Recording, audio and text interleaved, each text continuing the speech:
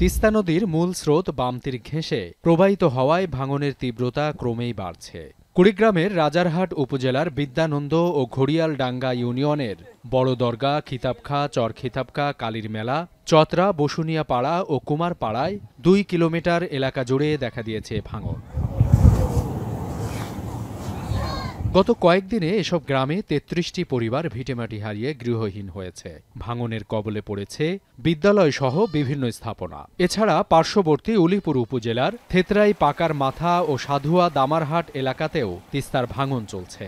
এই পরিস্থিতিতে ভাঙন থেকে রক্ষায় বিভিন্ন পয়েন্টে বালিভর্তি জিওব্যাগ ফেলে ভাঙন ঠেকানোর চেষ্টা করছে পানি উন্নয়ন বোর্ড। তবে তা কাজে লাগছে না বলে অভিযোগ এলাকাবাসীর। নদীর পানি কমিয়ে যে ভাঙতি শুরু হয়েছে, ভাঙতে ভাঙতে সেটা কোয়ার নাখান নয়, সেটা আমার বাড়ির কাছাকাছি আসি গেছে। আমার দুঃখের কথা কি কমো, আমার বাড়ি ভাঙছে কোনো রকম রাস্তা আছি, খুব কষ্ট। আমরা কোঠে যাই, কোঠে না যাই, কিছু কিছু বস্তা ফেলে চলে যায়, প্রয়োজন মতো বস্তা দেয় না। জেলায় তিস্তা নদীর দৈর্ঘ্য ৪০ কিলোমিটার। এর মধ্যে মাত্র ১.৫ কিলোমিটার এলাকায় স্থায়ী প্রতিরক্ষা রয়েছে, বাকি অংশ পুরোটাই অরক্ষিত। গুরুত্বপূর্ণ স্থানগুলোতে অস্থায়ী প্রতিরক্ষার কাজ করছে পানি উন্নয়ন বোর্ড। এর বাইরেও আমাদের তিস্তার জন্য পার্মানেন্ট ব্যবস্থা হিসেবে একটি সমীক্ষা প্রকল্প চলমান রয়েছে। সমীক্ষা শেষ হলে আমরা সেই রিপোর্ট অনুযায়ী প্রয়োজনীয় ব্যবস্থা নিতে পারব।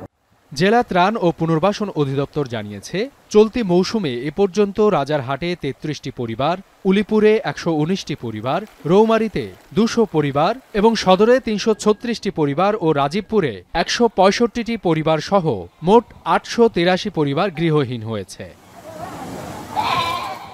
এখন কুড়িগ্রাম। শিয়া বাটার ও ভিটামিন ই সমৃদ্ধ lily glam beauty soap. Lily, always beautiful.